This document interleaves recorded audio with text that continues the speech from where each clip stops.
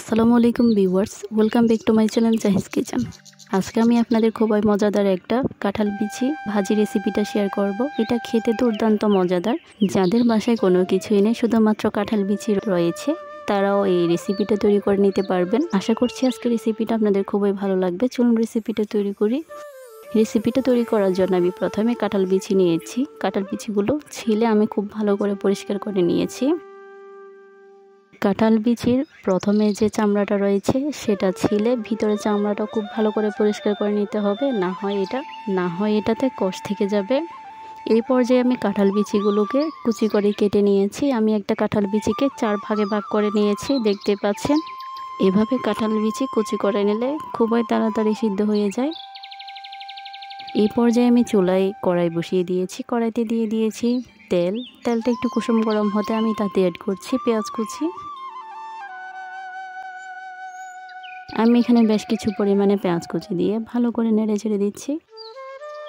পেঁয়াজগুলো একটু নরম হয়ে আসলে আমি এতে অ্যাড করে দিচ্ছি তেজপাতা দিয়ে আবারও ভালো করে নেড়ে ছেড়ে দিচ্ছি। এ পর্যায়ে আমি এখানে শুকনো মশলাগুলো অ্যাড করছি। প্রথমেই দিয়ে দিচ্ছি ধনিয়া গুঁড়া আধা চামচ, 1 চামচ দিয়ে দিচ্ছি চাট মশলা, আধা চামচ দিয়ে দিচ্ছি হলুদের গুঁড়া, 1.5 টেবিল চামচের মতো দিয়ে দিচ্ছি লাল মরিচের গুঁড়া, দিয়ে দিচ্ছি স্বাদ মতো লবণ। এ পর্যায়ে আমি এখানে অ্যাড করছি আধা চামচ পরিমাণ আদা বাটা। আমি মশলাগুলো খুব ভালো করে নেড়ে চেড়ে দিচ্ছি। মশলাগুলো বেশ কিছুক্ষণ নেড়ে চেড়ে দিয়ে আমি এতে পানি অ্যাড করছি। পানি দিয়ে আবারও ভালো করে নেড়ে চেড়ে দিচ্ছি যাতে মশলাটা খুব ভালো করে কষিয়ে যায়।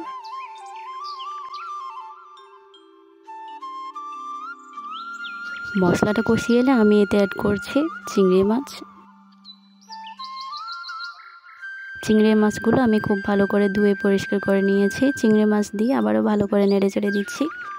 আমি মশলাটার সাথে চিংড়ি মাছ ভালো করে কষিয়ে নিব। মশলা থেকে এভাবে তেল উঠে আসলে আমি তাতে অ্যাড করে দিচ্ছি কাঁঠাল বিচি দিয়ে আবারও ভালো করে নেড়ে চেড়ে দিচ্ছি।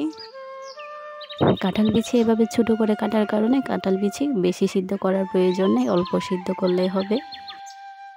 কাঁঠাল বিচিগুলো নেড়ে চেড়ে দিয়ে আমি এতে পানি অ্যাড করে দিচ্ছি। আমি এখানে 2 কাপ পরিমাণ পানি অ্যাড করব। পানি দিয়ে আবারও ভালো করে নেড়ে চেড়ে দিতে হবে। নেড়ে চেড়ে আমি এতে ঢাকনা দিয়ে ঢেকে দিব 10 মিনিটের জন্য। 10 মিনিট পর ঢাকনাটা উঠিয়ে নিয়েছি। কাঁঠাল বিচিগুলো এখনও সিদ্ধ হয়নি, আমি আরও সিদ্ধ করে নিব। কাঁঠাল বিচিটা আমি আরও 5 মিনিট সিদ্ধ করে নিব।